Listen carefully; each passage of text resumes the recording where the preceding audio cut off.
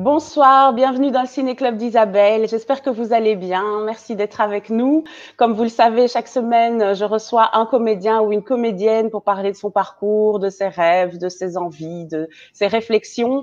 Je profite de cette période de confinement pour faire une pause et passer en revue justement tous ces parcours magnifiques de ces acteurs belges et étrangers qu'on aime ou qu'on connaît peu et qu'on a envie de découvrir.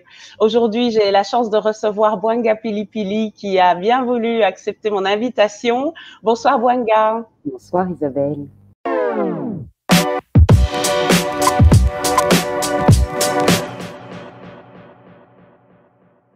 Merci Bonsoir. encore, merci encore d'avoir accepté mon invitation. Ça me fait vraiment plaisir. Tu es une comédienne que j'apprécie beaucoup et que j'avais envie d'avoir dans ces conversations parce que j'avais envie d'en savoir plus sur toi. On vient de préparer, là à l'instant, on vient de papoter avant d'enclencher le live et j'ai encore appris quelque chose sur toi. Donc tu vas pouvoir nous le partager. Voilà. Comment vas-tu? Je sais pas. Je sais pas. Non, je sais pas. J'ai l'impression que je me phénixise.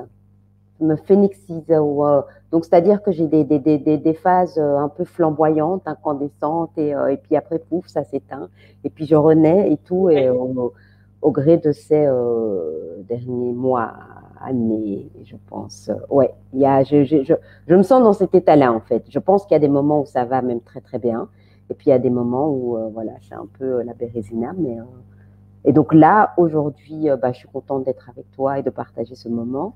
Mais en même temps, je reviens juste d'un test que j'ai été faire là parce que je me sentais un peu groggy ce matin. Et que donc, mieux vaut prévenir que guérir. Donc là, j'ai quand même été faire le test. Et donc, tout est un peu comme ça. Mais sinon, voilà. Donc, je ne peux Oui. pas répondre à cette question complètement, sincèrement, précisément. Comment je vais aujourd'hui, je ne sais pas. Oui, en même temps, tu y as répondu. Et c'est vrai qu'on est un peu tous dans dans ces émotions-là. Un jour ça va moins bien, un jour on y croit, un jour on y croit moins. Et c'est vrai que je crois que c'est un peu général comme sensation. Oui, je suis vraiment entre toi, c'est ça, enfin, mais c'est parce que j'ai commencé à écrire un texte qui s'intitule comme ça, mais vraiment entre soda et rumba, comme ça. Mhm. Saudade, c'est un mot que j'aime vraiment bien. Oui, Voilà, oui. c'est un peu, je crois que c'est mon état intérieur et depuis quelques mois, comme ça. Il y a des moments où oui, on est en pleine rumba et, euh, et ça swing aussi, et puis il y a d'autres moments où voilà, je suis plus mélancolique, mais c'est doux aussi et ça m'accompagne aussi. Oui, j'imagine que ça participe aussi à ton processus créatif. Mhm. Oui, oui, oui, oui, bien sûr, je l'accepte. Oui. Oui, très bien.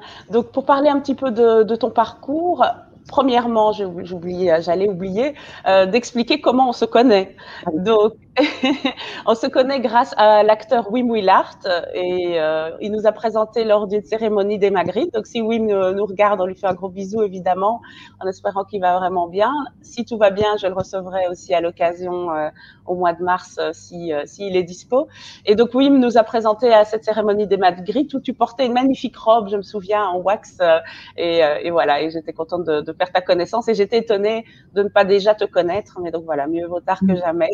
Oui, oui, et puis je pense que donc oui, je me souviens de cette soirée, je me souviens de la robe que Jean-Claude, mon petit tailleur, avait confectionnée parce que sinon c'est une amie, Louise Assomo, qui est Oui, créatrice, je vois. qui fait voilà, toutes mes tenues et on est amis depuis qu'on est toute jeune, donc depuis qu'elle est à l'école. Donc j'ai des vrais collectors Wow. de Louise. Et là, c'était vraiment, c'était drôle parce que c'était un tissu que j'avais reçu en fait d'une maman qui travaille à la Porte de Namur et qui m'avait offert le pagne. Et puis elle m'avait dit, ah bah tiens, voilà, je suis tout ce que tu fais et puis j'aime enfin, les mamans comme ça de chez nous en disant bon bah voilà bon gars j'aime bien comment tu grandis parce qu'elle me voit toujours petite hein. Et elle me l'avait offerte et je m'étais dit bon ok je, j'ai envie de marquer le coup et donc j'avais fait confectionner ça par Jean-Claude donc 50 € je crois vraiment la petite robe mais c'est drôle parce que je pense que cette robe a marqué un peu tu vois Moi. mon petit parcours, puisque Manuela Damiens dit m'avoir repéré lors de cette soirée-là avec laquelle j'ai fait un court-métrage. Parce qu'en même temps, j'ai dansé comme une dingue. Enfin, voilà, une fois qu'il y a de la musique et tout ça, et que je peux un peu lâcher. Ben Et oui, au Maghreb, on danse comme au des Magritte, voilà, les soirées des Magritte.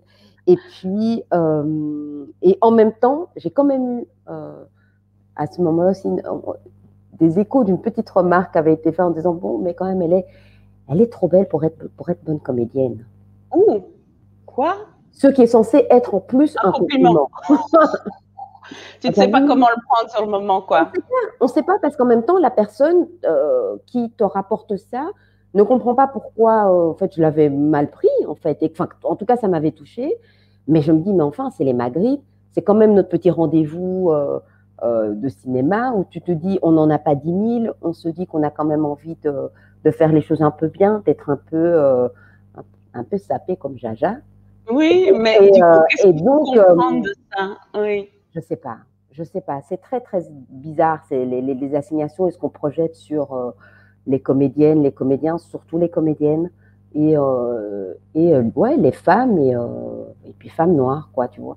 Si t'es pas assez habillée, mais c'est négligé, c'est ça. Si tu l'es un peu, ben, c'est trop. Et donc, à un moment, bah, faut juste s'en foutre et se faire plaisir. Oui. Oui, comme dirait. Oui, Lisette, c'est on ne s'excuse de rien, non? C'est ça le titre, je pense, de un de ses œuvres. Oui, parce qu'effectivement, tu passes sinon ton temps à tout le temps à te sentir trop ou pas assez. Et en fait, tu peux pas plaire à tout le monde. Donc, à un moment donné, on est obligé d'accepter ça. Si on se plaît à soi, c'est déjà pas mal. Et puis, par ailleurs, il y a des gens qui ont aimé ta robe et qui s'en souviennent, comme moi, des années après. Donc, c'est que, voilà, c'est ça. J'ai vraiment envie de dire que c'est ça qui compte. Oui. Oui, mais c'est gentil. C'est drôle de commencer par une petite rubrique la comme mode. ça. Oui, par la mode. En même temps, moi, j'assume. Oui, moi aussi. Complètement. Oui, et d'ailleurs, Louise Assomo, elle avait son magasin rue des Chartreux pendant tout un temps. Je me souviens d'elle d'il y a aussi quelques années et c'est vrai qu'elle a beaucoup de talent. Donc, voilà, on lui fait sa pub. Oui. C'est chouette. On va parler un petit peu, vu que maintenant on a parlé de comment on se connaît, on va peut-être parler de ton parcours. Tu as étudié à l'INSAS, tu as été diplômée en 2012. Peux-tu nous raconter un peu comment tu as eu envie d'être comédienne? D'accord. Je vais essayer de faire le plus court possible. C'est pas ma. Bon, bref. Je pense que j'ai voulu être comédienne depuis toujours, depuis que je suis toute petite. Je sais que c'est raconter des histoires, porter des histoires, jouer, c'est quelque chose que j'ai en moi depuis vraiment très petite. D'ailleurs, quand je me souviens on avait comme ça à l'école, tu avais ton journal de camarade, un truc comme ça. Et puis, tu devais remplir ta couleur préférée, ton animal, ton chiffre, ton plat, et tout ça, et ce que tu voulais faire plus tard. Et ça revenait. Donc, vraiment, parce que c'est des copines qui me l'ont rappelé en me disant, oui, mais tu sais, tu avais rempli dans mon journal déjà en 3e primaire. Donc ça c'est une chose. Après, oser vivre ce rêve-là, ça, c'est autre chose. Je pense que, et ça je le dis, c'est peut-être pour ça aussi que je me prête à cette rencontre-là, à cet exercice-là, c'est que il est vrai que j'avais intériorisé le fait que je ne voyais pas de comédienne, de comédien qui me ressemble à la télé ou dans donc on a Firmin Richard, on avait vu Black Micmac ou autre, tu vois, donc avec Isaac de Montcollet ou bien la Rucasse Nègre ou bien et donc en fait, on n'avait que des références pratiquement américaines. Absolument. Et encore, quand Star, là on est sur, là moi je te parle quand même des années 80. Oui. Et donc, il y a les quelques américaines, mais même ça vient un peu, ça semble loin. Et on n'a pas 10 000 parce que des séries comme Le Prince de Bel-Air ou des choses comme ça vient quand même plus tard. Mais on sait que c'est possible. Je pensais quand même à Dynasty ou à Whoopi Goldberg. Non, quand même. Bien sûr. On a quand même Alexis Devaux, la sœur de Dominique Devaux, sœur de Blake. Oui, Alexis. Pardon, bien sûr. Dominique. Et puis on avait Fame. On a Fame. Bien sûr qu'on a Fame. Et c'est parce qu'on a Fame que je me dis c'est possible. Parce que Fame aussi, elle a joué, évidemment, dans mon narratif, tu vois, et dans ma bio. Et donc, pardon, digression. quand je suis rentrée à l'INSAS, mes frères et sœurs me chambraient en me demandant si c'était comme dans Fame et que Oui. tout le monde se baladait un peu, tu vois, en tenue académique et faisait comme ça des grands écarts partout et qu'il y avait de la musique, parce qu'on avait ça. Donc j'ai quand même dû dire non, c'est pas tout à fait comme ça. Donc, Je vais dire un truc politiquement incorrect. Au niveau des bâtiments, c'est un peu comme Fame. au niveau des bâtiments, et encore, parce que les classes de Fame, quand même, sont plus. Oui. Mais non, non, c'est vrai, c'est vrai, c'est vrai. On lutte, on a lutté Mhm. avec nos pauvres moyens. Non, et donc oui, le rêve est là, je le porte, je le nourris, le désir est là, mais oser franchir les portes des écoles, il m'a fallu du temps. Il Oui. m'a fallu du temps. Il m'a fallu. Alors en plus, je ne viens pas d'un milieu, donc à nouveau, et d'un environnement artistique. Mes parents sont, mon père, un intellectuel qui vit dans une cité. Donc il y a vraiment ces contrastes-là. Donc ça veut dire qu'il y a, il y a l'exigence vraiment de, et l'excellence qu'on attend de nous au niveau donc de l'école, mais en même temps dans un environnement quand même, voilà, donc une classe sociale quand même. On ne regarde pas la météo des neiges, par exemple. On ne va pas au ski Oui. comme ça. Et donc il y avait ça. Très joyeux aussi, mon quartier d'enfance, Andromède. Je suis sûre qu'il nous regarde, donc j'envoie des bisous. Euh, et donc, il faut que je devienne maman pour me dire, ok, non, en fait, comment tu vas pouvoir être cohérente, honnête avec ton enfant, la porter, l'encourager, la soutenir, lui dire d'aller au bout de ses rêves, si toi, tu sais que tu ne l'as pas fait, tu n'as pas été honnête là-dedans. Et donc, c'est vraiment à 30 ans, en étant maman d'une petite fille de 1 an, donc encore bébé, que j'ose franchir voilà, le Et dans pas. quelle direction est-ce que tu allais avant d'être maman? Moi, j'ai fait du marketing management, Ah des oui. relations publiques, et je sais que j'avais envie d'être. J'étais entourée de gens qui avaient pas mal de talent, et j'avais envie de les mettre en valeur. Et je me disais, ouais, moi, j'ai pas spécialement de talent, ça et tout, mais par contre, Ouais, c'est pareil que moi, en fait. J'ai voilà. toujours dit ça. Oui. Et donc, alors, c'était un peu pour ça. Donc, j'avais fait du marketing en me disant, voilà, il y a quelque chose d'intuitif, il y a quelque chose qui est de l'ordre un peu du business, mais pas trop, de la psychologie qui m'intéressait aussi, et Et un de peu la de créativité sociologie quand même, et de quoi. la créativité. Donc, il y a et de l'intuitif, et une certaine sensibilité. Et c'est comme ça que, oui, j'ai fait ça. J'ai bossé donc dans la communication, publique, privée, des boulots très, très, très différents. Et mon dernier boulot, c'était pour les Special Olympics. Et donc, c'est les Jeux Olympiques pour des athlètes avec un handicap mental et parfois alourdi par un handicap physique. Et, euh, et c'est une équipe super. Ça fait un peu moins de 30 ans maintenant qu'ils existent. C'est une des sœurs Kennedy qui a mis ça en place. Et donc, il y a les Jeux nationaux et internationaux d'hiver. Et, euh, et, euh, et c'est un peu, je pense, après un premier deuil d'ailleurs, que tout s'est un peu accéléré. Et puis, je me suis dit, OK, on y va, on se lance. Et puis voilà, ça c'est comme Et ça. donc, comment ta famille a réagi quand à 30 ans tu leur as dit, voilà, j'ai réussi le concours de l'INSAS, je commence. On m'a dit enfin. Ça c'est les familles. Ça c'est certaines familles. Oui. Ça c'est donc pour quelques-uns, mais très rares, c'est peut-être une lubie de la petite Bouanga. Mais pour la majorité, c'était une évidence. Waouh, c'est chouette. Oui, mais bon, merci. On aurait peut-être pu le dire Plutôt, 10 oui. ans plus tôt. 10 ou 15 ans plus tôt, ça aurait été pas mal. Mais non, non, c'est. Et maman est ma première fan, de toute façon. Oui. Ah, c'est chouette. Mais par contre, ce que j'aimerais cerner, c'est comment est-ce que c'est né chez toi? Donc déjà petite, tu voulais, mais est-ce qu'il y a eu quelque chose qui t'a fait avoir une étincelle? Bon, on a parlé de Fame, etc. Mais est-ce qu'il y a eu un moment précis ou une activité précise qui t'a fait te Là, dire, ah non, alors, c'est ça que je veux? j'ai l'impression qu'il y a. Mes parents et mon père organisaient des, des réunions. On appelle ça les réunions. Un dimanche à réunion, mi-politique, mi-théologique, philosophique. Et il y avait des lectures. Et je me rendais compte que quand je lisais, comme ça, des textes que je ne comprenais pas, évidemment, il y avait une écoute particulière. Et j'aimais ce silence-là, cette écoute-là.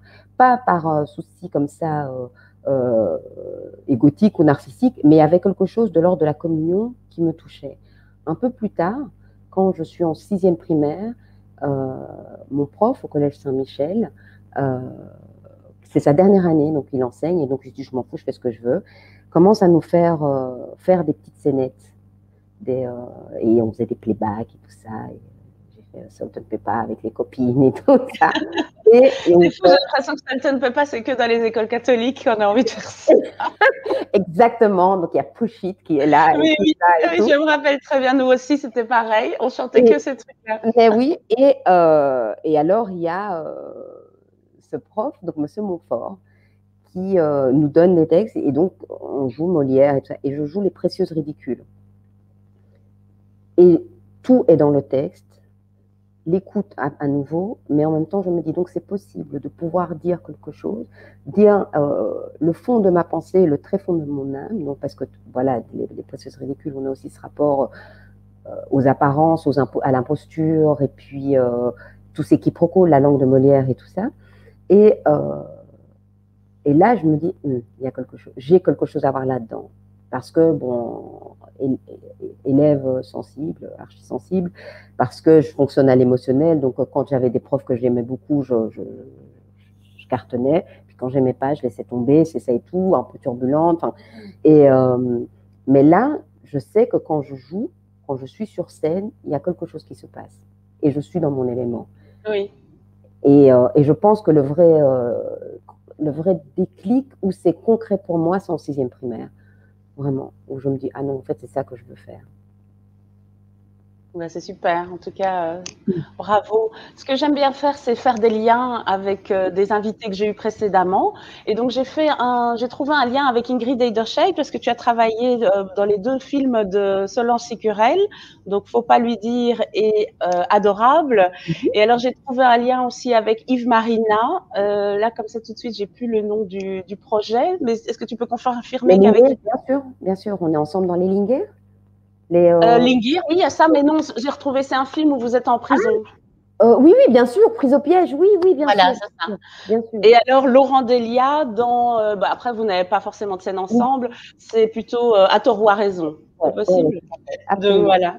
Donc, j'aime bien faire ces liens, comme ça permet aux gens de voir que en Belgique, c'est un petit milieu aussi et que finalement, on se retrouve.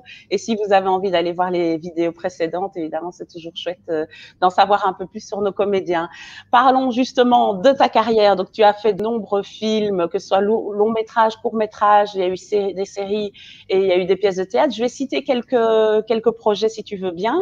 Donc, par exemple, j'ai pensé à citer Tu seras mon allié, il y a le Kanyama Show, il y a les Empreintes douloureuses pour lequel tu as eu le prix de la meilleure actrice pour un premier rôle dans un court-métrage.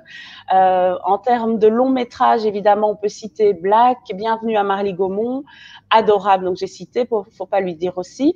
Et alors, il y a eu Les Femmes du Square, ça va sortir bientôt, je pense, c'est ça? C'est un film de Julien Rambaldi et avec Eye Aïdara, Léa Drucker et Ahmed Silla.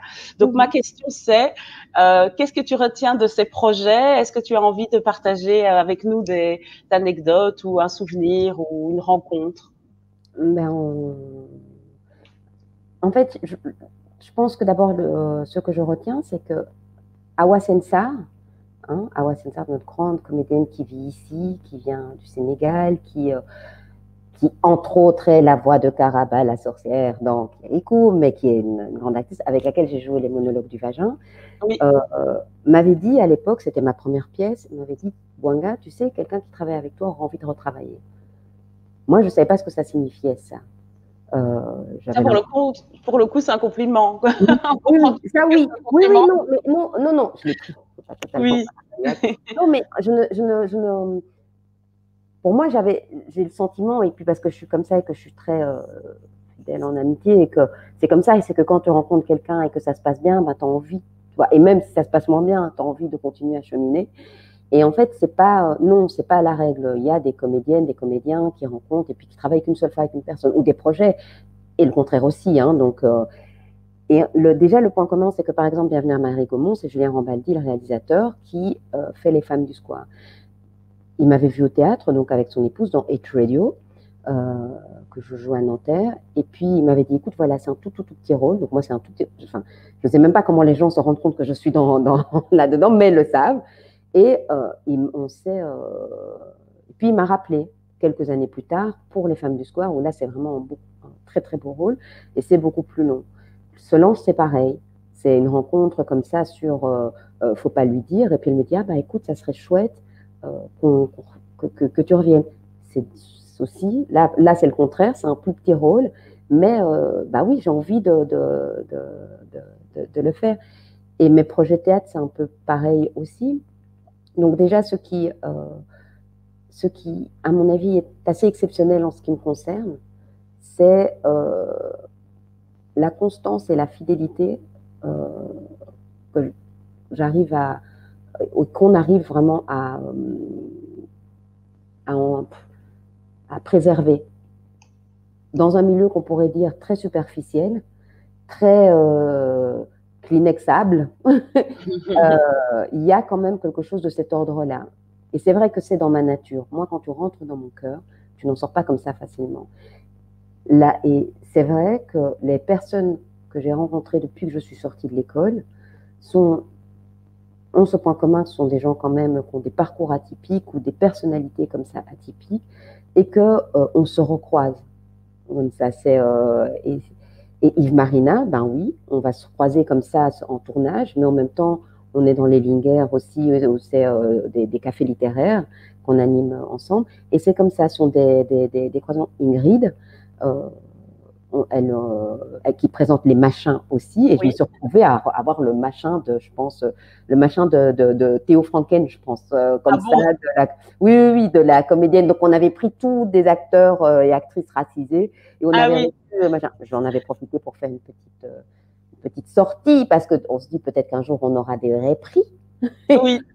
En dehors du travailleur immigré ou travailleuse immigrée, mais c'était aussi le moment aussi, j'en ai profité pour parler aussi du parc Maximilien, où c'était ce qui se passait, ce qui se passe, pardon, évidemment, et puis de cette question de la valeur ajoutée, soi-disant, hein, quand on ne voit pas la valeur ajoutée de la diaspora congolaise. Donc, quand même que les choses ont bien évolué depuis quelques années. Il y a encore du chemin, mais... Il y a du chemin, ça évolue, on est vigilant, je suis vigilante, mais oui, bien sûr. Bien sûr, je sais qu'il y a quand même une attention comme ça, tout doucement. Mais je dis que les choses évoluent parce qu'on décide aussi qu'elles évoluent de notre côté. Hein, parce qu'on ne cherche pas à plaire à tout le monde. Oui. Je ne cherche pas à travailler avec tout le monde. Je ne cherche pas à travailler à tout prix non plus. Mais les personnes avec lesquelles je travaille sont à l'écoute. Et donc, donc les choses évoluent. Quand Julien me dit, ben voilà, ton personnage, j'ai envie qu'il ait un accent, moi, je me braque tout de suite. C'est sûr. Parce que je dis, pourquoi ? Rien dans la bio m'indique qu'elle aura un accent. J'ai des cousines qui sont au Congo, qui sont ailleurs en Afrique, et des amis et tout ça, qui parlent sans accent. Donc, sans l'accent que tu imagines, évidemment. Oui, en plus. Oui. Que tu imagines, dans le sens où pour peu que tu aies été au lycée français ou à l'école belge ou à l'école américaine et tout ça, non seulement elle parle 1 million de langues, mais en plus, elles te parlent vraiment là comme ça. Elles sont hyper fashion, et si elles savent beaucoup plus nouvelle technologie que moi. Enfin, et donc, je dis, quand j'ai le Sénat, je dis non. Bon, je sors de mon casting en disant, je me suis éclatée, mais en même temps, j'ai dit non. Tant pis, j'appelle mon agent qui le comprend, Laurence Baboé aussi, qui comprend, qui vient de la Martinique, qui est parisienne, mais qui a des choses comme ça où c'est fluide, où je ne dois plus expliquer. Mais en même temps, je commence à réfléchir et je me dis, je joue une nounou. Je joue une nounou qui va être injustement accusée de vol, et donc où il y a quand même cette discrimination par le langage qui existe, cette glottophobie.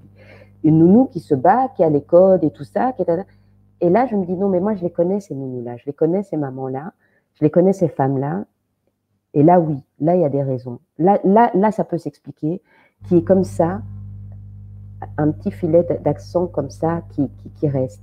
Parce que dans la bio, dans cette dramaturgie, ça se comprend. Et c'était ça, en fait. Julien, c'est en discutant, et lui-même en m'expliquant, donc il s'est pas, enfin, voilà, il ne s'est pas vexé, il s'est pas dit, bah non, on ne veut pas faire ce que je veux, elle ne m'obéit pas, donc va te promener. Non, il était à l'écoute, et en fait, en échangeant et en parlant, on s'est dit, non, en fait, ça se justifie. Oui, ça vous a fait grandir tous les deux, en fait. Absolument. Alors que l'accent comme ça, là, Michel Leb et tout ça, des accents qui n'existent pas, non, il n'y a pas de raison. Parce qu'en plus, l'accent, je l'ai. Ce fameux accent. Moi, je sais très bien que dès qu'il y a un petit truc un peu émotionnel, le R va rouler. Oui, ou l'humour aussi. Parfois, quand tu as envie d'un peu de donner une note d'humour, tu vas vite passer dans un… Voilà, c'est ça, parce que parce que ce sont des musiques qu'on a à l'oreille. Moi, je viens des Grands Lacs, donc on parle plutôt le swahili. Il y a le machi, donc c'est encore là, donc vraiment c'est pour rejoindre, donc il y a quelque chose. Mais en même temps, il y a le lingala et tout. Et donc il y a tout ce rythme-là qui est là. Je vis à Bruxelles, il y a le néerlandais, il y a le français. Bon, du coup, donc tout ça, ça se mélange. Et donc oui, on a tous et toutes un accent. Donc qu'est-ce que ça veut dire, ça? Oui, tout à fait. Je suis complètement d'accord avec toi. Ben oui, mais en tout cas, merci pour cet apport, ces infos, parce que c'est vrai que parfois, on se rend pas toujours compte. Comme tu dis, c'est important de dialoguer avec le metteur en scène, avec le réalisateur. Et donc, certains sont ouverts au dialogue et d'autres moins. Mais dans tous les cas, si le dialogue existe, on peut vraiment évoluer tous ensemble et avoir une meilleure compréhension du personnage des deux côtés et donc être beaucoup plus juste. Parce que des drames où, effectivement, où le réalisateur était à côté de la plaque, on en a vu et on se dit, mais finalement, il a été conseillé comment et qu'est-ce Non, que c'est ça. peut être amélioré, quoi. C'est ça, c'est vraiment cette chose dans laquelle je me dis, on sert un projet, je sers un film, je sers le rêve voilà, d'une réalisatrice, d'un réalisateur. Je suis complètement, quand je m'embarque dans quelque chose, je suis complètement dévouée, engagée. Après, on ne me la fait pas à l'envers. Oui. Ça, c'est sûr. On ne me manipule pas. Voilà, ça c'est évident. Donc, mais si vraiment on est en bonne intelligence, il n'y a pas de souci. Il n'y a pas de souci. Je plonge. Là, je suis. Ouais. Je voulais quand même te demander, j'aurais pu poser la question plus tôt. Quand tu es sortie de l'INSAS, est-ce que tu as plutôt privilégié les castings ou les projets de copains, voilà. Non, les castings sont venus à moi. C'est extrêmement prétentieux, mais j'ai envie de finir.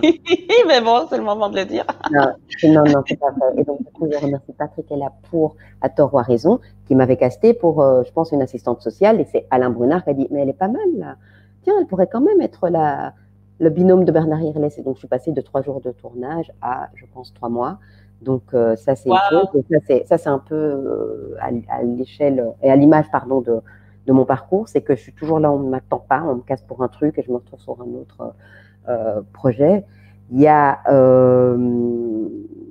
évidemment Khadija Leclerc aussi, qui appelle, qui encourage, qui me présente et tout ça. Donc ça, mais je me suis vite retrouvée sur 2 productions de théâtre qui ont extrêmement bien marché, c'est-à-dire une saison au Congo de Christian Scaretti, dans laquelle je joue Pauline Lumumba. Et donc ce sont les textes d'Aimé Césaire.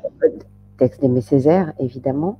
Et donc, on joue ça au TNP, donc tu te retrouves quand même là, dans la maison là, de M. Villard et de tout ce grand théâtre dont on a entendu parler pendant 4 ans à l'INSAS. Et puis je me retrouve là avec une quarantaine d'artistes par Fabrice qui viennent d'Afrique. Donc c'est. Il y avait Mwanza, non? Je pense, Mwanza Goutier. Il y avait Mwanza. Il y avait notre Lumumba, c'est Marc Zinga. Il y a d'autres de Bruxelles. Donc, ce sont des comédiens congolais, mais un collectif qui vient du Burkina Faso, Safoura Kavoré, Aristide Tarnagda, Paul Zungrana, Emmanuel. Je ne vais pas tous les citer. Parce que, mais tu leur fais un gros coucou, un gros bisou. Voilà, je fais des coucous parce que je sais qu'ils suivent. C'est la famille maintenant. Et cette rencontre-là, d'un peu moins d'une quarantaine d'acteurs, actrices, artistes noirs sur un plateau, une grande scène nationale française, ça te porte, tu te dis c'est possible. Donc Oui, c'est vraiment, on peut rêver loin. Et c'est vrai que sortir de l'école et être dans ce genre de projet-là, ça, ça, ça te renforce, ça te guérit aussi de souvenirs peut-être un peu plus douloureux. C'est clair. Et puis, il y a également donc, Hit Radio de Milo Rau, qui retrace les dernières heures de la radio d'Émile Colline, donc qui a été un instrument, donc un outil de propagande et donc qui a activé le génocide au Rwanda. Et là, c'est une reprise de rôle donc, de Nancy Cousy. Nancy l'avait déjà joué pas mal de fois, et puis moi j'ai repris ce projet-là. Évidemment, en venant des Grands Lacs, bon, bah, je me sens extrêmement liée à ce qui s'est passé donc en 94, avant, et puis ce qui se passe aujourd'hui aussi. Et puis voilà, puis c'est un génocide, c'est un crime contre l'humanité, donc ça ne se refuse pas ce genre de projet-là de toute façon. Et c'est des tournées internationales. Donc, international, c'est-à-dire que vous êtes allé un peu partout, c'est ça, en Europe, en Afrique? on a été en Colombie, on a été en Afrique du Sud, on a été au Canada, on a été à Ljubljana, à Riga, enfin, donc en Europe. Donc, moi, j'ai pas fait l'Asie, ils ont été au Japon, mais c'est une vraie tournée internationale, vraiment. Oui. Et puis Miloro a la carrière qu'il a là maintenant. Il est directeur du théâtre là à Gand. C'est du théâtre documentaire. Donc, euh, donc voilà, c'est quand même cette espèce d'étoile qui est là, qui brille quand même au-dessus de moi, qui dit bon, ok, c'était galère, c'est laborieux, mais il y a quelque chose qui t'attend. Oui. C'est un Ah. peu comme ça. Donc voilà. Mais super, en tout cas, merci. Dis, on va encore citer d'autres pièces parce qu'il y a eu de nombreuses pièces. Tu as cité une saison Congo, mais il y a eu la La tragédie du roi tragédie Christophe aussi, du ouais. même metteur en scène, donc Christian Schiaretti, avec des textes d'Aimé Césaire. Donc c'était un spectacle en plusieurs parties. C'était une Non, en fait, trilogie. on avait donc le désir, le fantasme, Christian Scaretti et ce collectif-là, et donc cette distribution-là, de monter les 3 pièces d'Aimé Césaire sur les indépendances. Aimé Césaire a écrit 3 pièces donc, sur les indépendances africaines avec une saison au Congo, haïtienne donc, aussi, et puis une tempête. Donc la tragédie du roi Christophe. Haïti a payé lourd quand même son indépendance, cher. Ils ont payé cette dette de l'esclavage et de son émancipation il n'y a encore pas si longtemps que ça. Haïti a montré le modèle, en fait, le chemin pardon, pour les indépendances. On a bien sûr donc Toussaint l'ouverture, mais bien sûr aussi donc ce roi Christophe qui dit à un moment, bah non, on va sortir de l'esclavage et on va s'émanciper et on va créer alors, enfin voilà, ce royaume-là contre donc Napoléon, parce qu'il faut savoir quand même qu'il y a la Révolution française, nous sommes tous libres et égaux en droit, sauf les Noirs. Et donc, il y a l'abolition de l'esclavage, mais on a restitué l'esclavage. Et donc là, il y a comment donc, les Haïtiens et ce peuple-là, debout, s'est battu pour son indépendance, sa dignité, et c'est eux qui nous ont montré le modèle, le chemin, pardon, et l'exemple, c'est ça que je voulais dire. Et, euh, et donc ça, c'est la pièce haïtienne. Et puis, il y a une tempête. Mais on n'a pas eu le temps, les sous, l'équipe pour monter la troisième. Qu'on a pu, donc une saison au Congo, qu'on a pu jouer aussi au Burkina Faso. Et donc, c'est magnifique de jouer ça au pays de Thomas Sankara quand même. Oui, très bien. Et donc oui, pour continuer donc dans les pièces de théâtre que tu as jouées, il y a notamment Jukebox et tu as parlé donc des monologues du vagin au théâtre de la Toison d'Or. Il y a eu il y a Simon Garfunkel, My Sister and Me que tu as coécrit et co-mise en scène. As-tu envie de parler de ces pièces que je viens de citer? Oui, ben ça c'est notre pièce un peu notre pièce sous Covid, j'ai envie de dire. Puisqu'on a eu la chance de pouvoir jouer Simon Garfunkel, My Sister and Me, on a pu jouer en septembre au Nona, donc à Malines. On a des dates qui sont reportées, annulées, reportées. Donc, je ne sais pas trop la vie de cette pièce. Maintenant, ce qui est assez étrange, parce que voilà, quand tu me donnes les titres, je me rends compte que tous mes projets de théâtre sont quand même relativement politiques, sauf Jukebox, à mon grand désespoir. quoique. Mais non, parce que il y a, enfin, c'est pas, je le cherche pas, mais je me rends compte là maintenant. Mais et je ne fais pas que ça, et je ne peux pas faire que ça.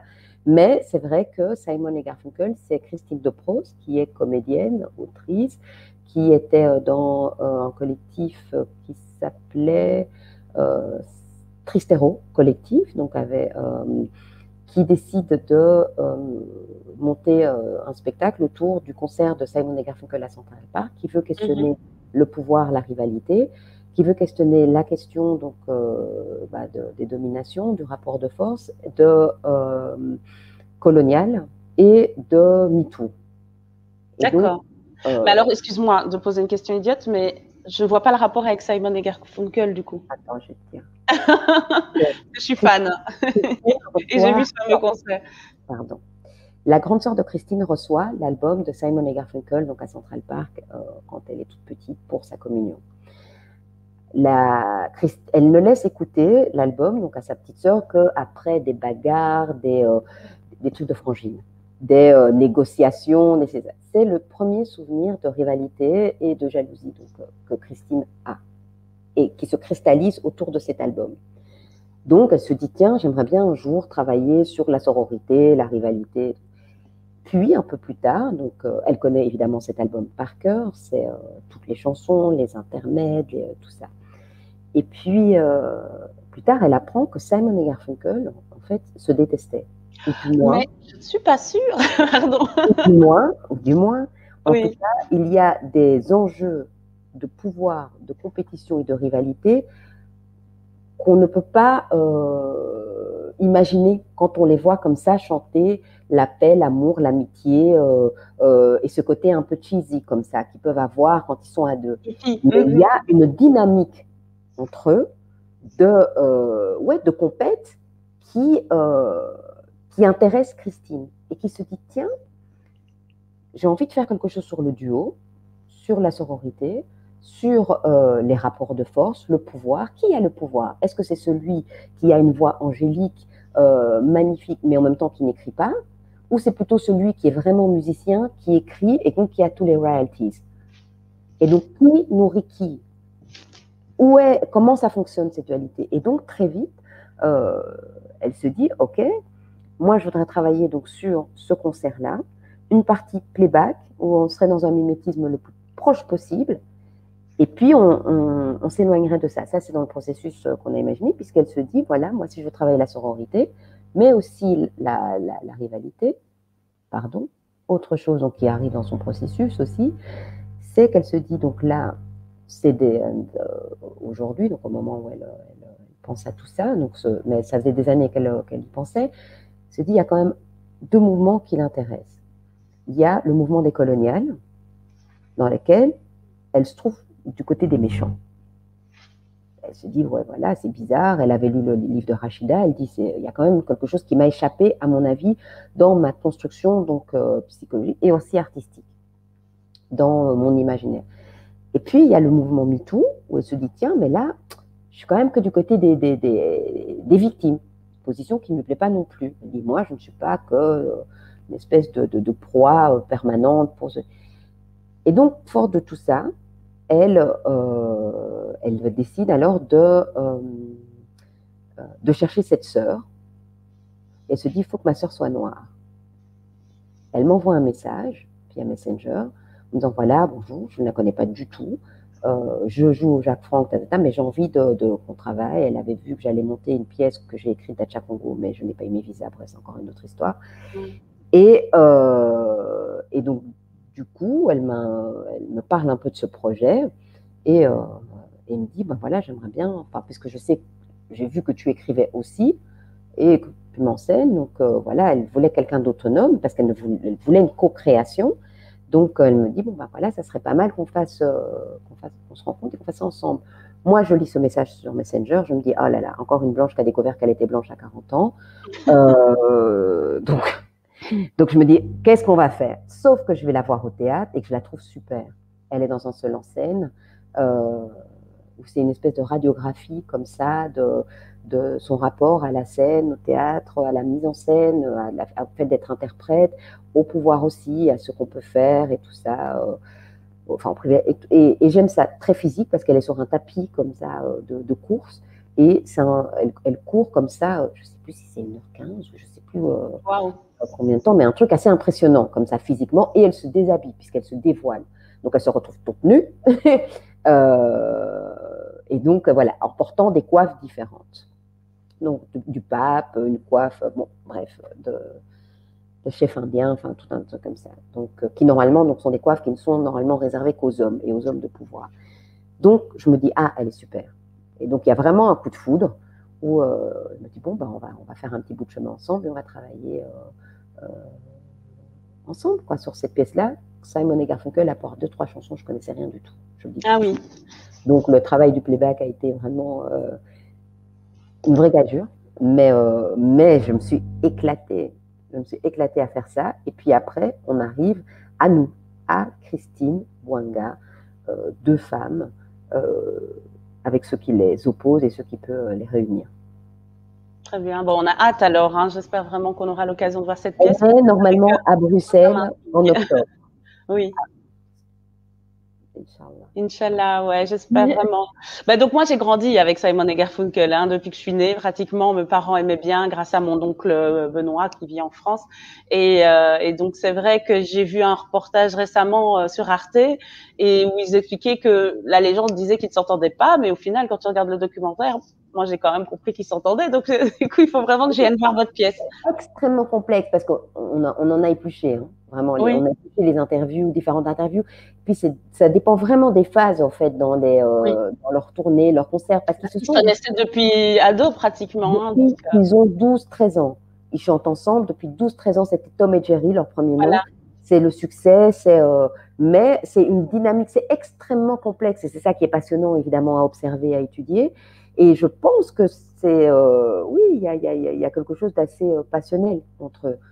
Ça reste des amis. Je pense qu'ils ont besoin l'un de l'autre. Il y a une dynamique assez étrange. Ils se complètent. En fait. Ils se complètent. Maintenant, il y a des interviews. Clairement, ça se clash vraiment. Ah oui, d'accord. Oui. Bon, moi, je vais laisser le mythe comme ça, mais j'aimerais quand même voir la pièce. Donc, pour continuer un peu, mais en tout cas, merci de nous avoir parlé de cette pièce. Et vraiment, j'espère qu'on aura l'occasion de la voir au mois d'octobre à Bruxelles. Au mois d'octobre, au Théâtre du Rideau. Je ne sais oui. pas les dates, mais on verra. D'accord.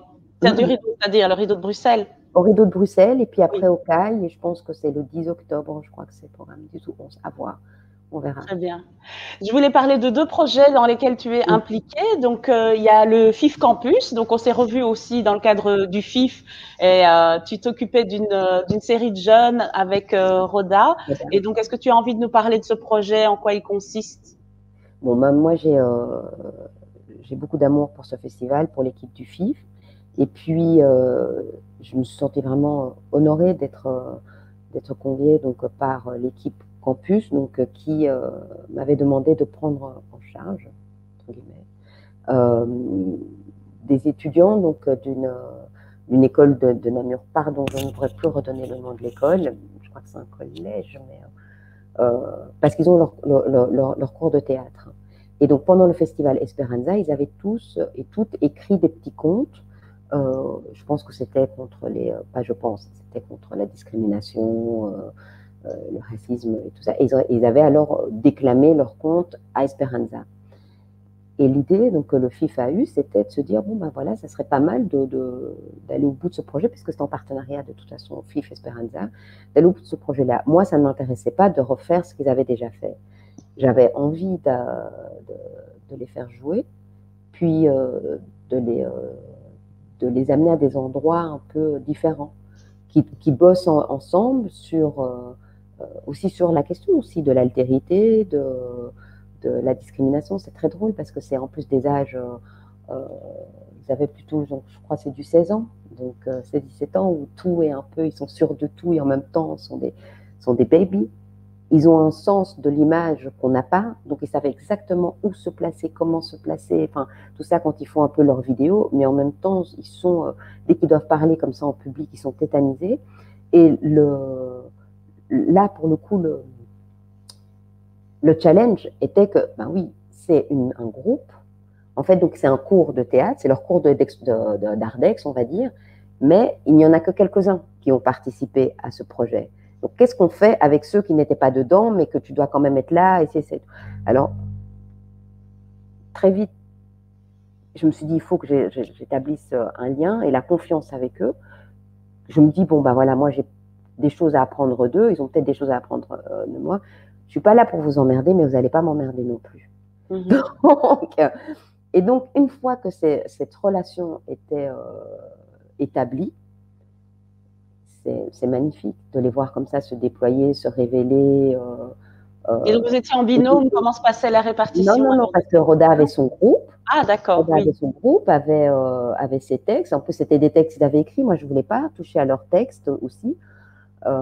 Et donc, c'était les rejouer, quoi. Être le plus naturel possible donc dans ce qu'ils avaient écrit. Et puis, on a fait ça alors lors d'un après-midi.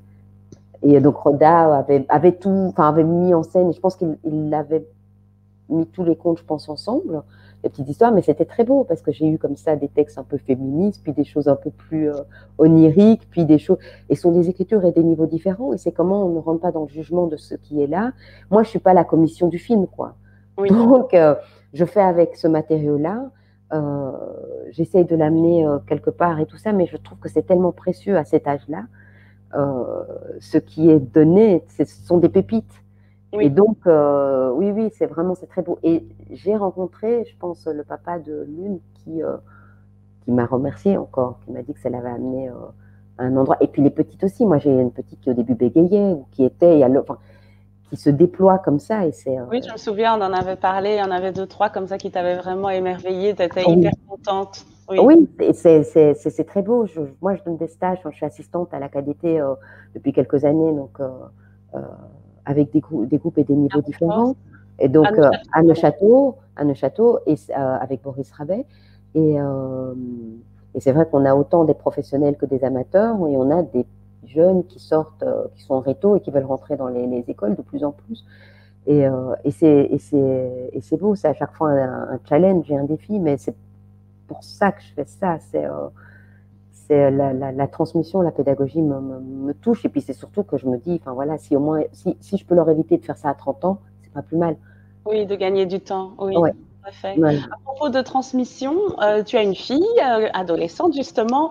Comment vis-tu justement cette question de maman artiste et comment te places-tu par rapport à la question de la transmission?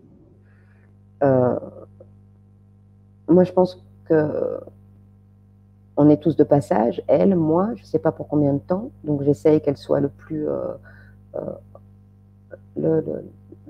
proche de ce qui lui semble être bon pour elle et pour les autres. Je pense aussi, c'est-à-dire qu'elle prenne soin d'elle et de ce qui est important, je pense. Elle est hypersensible, moi aussi. Elle est mature, elle est douée, donc c'est dans le dialogue, c'est dans la confiance, c'est dans voilà, ceci est ma bulle, ceci est ta bulle. Donc terme très utilisé ces derniers temps, mais c'est important qu'elle ait vraiment cette vie intérieure et que je la respecte et qu'elle respecte la mienne. Et donc, c'est très drôle, au fait, de notre dynamique, parce qu'on se connaît très, très bien. C'est une des personnes qui me fait le plus rire au monde. Donc, il y a beaucoup de choses qu'on désamorce par l'humour. Il y a aussi, j'ai une mémoire, donc, enfin, voilà, on en a parlé, qui est un peu particulière. Et donc, en fait, je me souviens très bien de mes 13 ans, comme je me souviens parfaitement de mes 8 ans. Et donc, l'ado que je suis est toujours là à côté de moi. Et donc, qui fait qu'il y a des choses, enfin, même les bêtises qu'elle va faire, elle les a même pas encore faites, que je sais. Je n'ai même pas encore fini d'y penser que je sais, donc je n'y pense même pas. Alors, donc, non. Ça, c'est aussi l'instinct maternel, je pense, non? C'est l'instinct maternel, mais c'est ça aussi, c'est que si on reconnecte avec l'ado ou l'enfant qu'on était, il y a plein de choses comme ça qu'on peut comprendre. Donc, il y a beaucoup de choses que je peux dédramatiser, puis il y a d'autres choses où là, je blague pas, quoi. Ça, c'est sûr. Je suis pas sa copine. Je suis pas sa copine. C'est ma fille, c'est la prunelle de mes yeux. Mais je suis une vraie maman, quoi, avec l'exigence, tout ça, ça c'est sûr. Non, en plus, ça, c'est vraiment comme dirait les mamans. Je ne suis pas ta copine. Oui, oui, non, ça j'ai déjà entendu, hein. T'inquiète. Donc, Je voulais quand même, on a parlé un peu de tes engagements, le fait que tu es, comment dire, impliqué, qu'il y a des projets qui sont finalement des projets politiques ou engagés. Je voulais parler de Bruxelles Afrique Capital. Est-ce que tu as envie de nous parler de ce projet qui a eu lieu au Hall de Schaerbeek? bah oui, mais oui, bien sûr. Bruxelles Afrique Capitale, c'était au Hall de Schaerbeek, c'est Christophe Galland qui, euh, normalement, on devait accueillir donc, la pièce que j'avais écrite, Dacha Congo, en février 19. Nous avons eu les élections que nous avons eues, donc passation de pouvoir, donc maison Schengen fermée, donc pas de visa. Donc il faudra qu'on questionne aussi la mobilité des artistes et des frontières fermées. Là, on est en train de voir ce que ça signifie, des frontières fermées, parce que ici, nous découvrons qu'on ne peut pas bouger, mais c'est quand même, il y a quand même toute une partie de ce globe qui ne bouge pas aussi facilement que nous. Bien Ça, il ne sûr. faut pas l'oublier. Bref, Christophe Galland, alors donc, directeur des Halles, me dit, écoute, on n'a pas pu faire ce projet-là, donc Dacha Congo, donc les comédiennes qui vivent à Kinshasa, parce que c'était une pièce que j'avais écrite, donc c'était une adaptation de La Cerisée de Tchekhov à Kinshasa. Donc j'ai transposé cette cerisée, et avec tout ce que ça a de rêve, d'utopie, de désillusion, donc à Kin. Parce qu'il y a justement cette saudade à Kin. Et justement, c'était entre les élections et tout ça. Et tu vas toujours te retrouver des gens qui regrettent quand les Belges étaient là, c'était ci. Puis ceux qui disent, voilà, Et ceux qui nostalgique. regardent les nostalgiques, les mélancoliques, les jeunes utopistes, ceux qui veulent traverser l'océan, la mer et tout ça. Bref. Et donc, c'était une pièce que j'avais écrite donc, grâce au Tarmac des auteurs aussi, pour 5 comédiennes qui vivent à Kinshasa. Et je voulais que la cerise existe. Donc là, c'était la Dacha Congo existe, donc à Kin, et que c'était une pièce donc que de femmes. Et les hommes existent, mais ne sont pas présents sur le plateau. Ça, je tenais à le dire. C'est possible aussi. Donc c'était une pièce, voilà, comme ça, aussi engagée, qui se positionnait. La pièce, donc on ne peut pas la faire. Mais Christophe me dit, écoute, dans le cadre des Afriques capitales, j'aimerais, donc programme de capitale culturelle donc africaine, j'aimerais quand même accueillir une édition de festival donc avec les afrodescendants donc de Bruxelles à Bruxelles et voilà donc faire un lien comme ça, un pont. Donc, on ferait ça avec des différents programmes que les Halles ont d'échanges avec des artistes qui sont sur le continent, des jeunes pousses et puis des artistes vivant tout. Est-ce que ça te dit ce projet? Moi je dis mais évidemment. Donc on a entrouvert la porte. J'ai ouvert grand. Je me suis dit, je ne vais pas y aller toute seule. Ah Et oui. donc, j'invite à ce moment-là à nous rejoindre Gia Brassard, Christelle Pananzila et Audrey Marion. Donc, qui ont toutes les trois des talents bien spécifiques. Donc, l'une un peu dans l'entrepreneuriat, mais aussi le réseau de femmes actives Et les médias? et les médias et tout ça. Christelle Panazia, Gia, donc toute journaliste de formation et son travail militant, donc et aussi sur la question de la colonisation et décolonisation. Et Audrey, donc artiste visuelle, styliste, nièce d'Estelle Marion d'ailleurs, Oui. aussi personne. Et alors, on propose un premier programme de 3 semaines pour faire rencontrer des artistes, des penseuses, des penseurs, des gens de l'associatif, des ateliers, ça, et donc afrodescendants, donc de Bruxelles, mais même d'ailleurs. Parce que c'est ça aussi mon plaisir. Et donc, c'était une fois par semaine pendant plusieurs semaines, c'est ça? Non, non, non, non, non, ça a été un festival sur 3 semaines.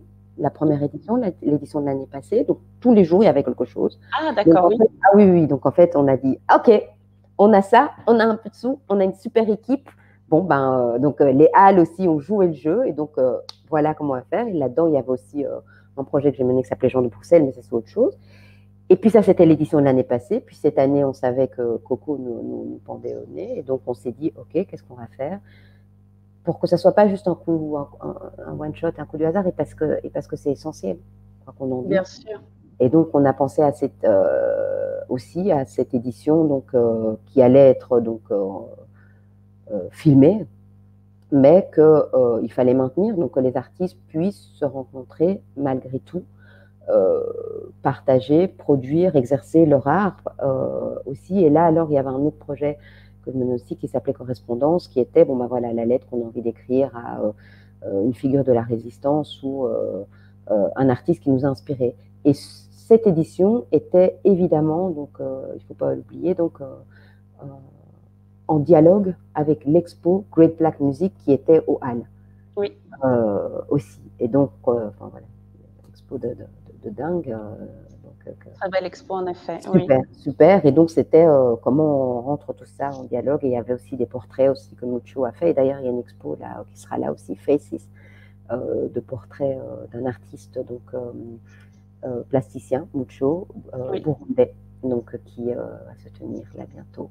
Oui. Ça c'est Bruxelles Afrique Capitale. Ouais, génial. Mais justement, tu as posé une question, tu as mentionné quelque chose d'intéressant et ce sera ma dernière question. Quel est l'artiste, non, pardon, quelle est la personne ou la personnalité qui t'inspire? Et deuxième partie de question, c'est si tu pouvais collaborer avec quelqu'un, qui serait-il? Ou elle? Ou elle.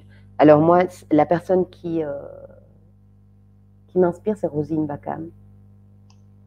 Rosine Bakam, avec laquelle j'ai travaillé, j'ai fait son fin d'études, réalisatrice d'origine camerounaise qui a fait du docu, qui fait du docu, qui de la fiction aussi, et qui a une sensibilité, une intelligence, une exigence, une douceur qui m'inspire et et son parcours,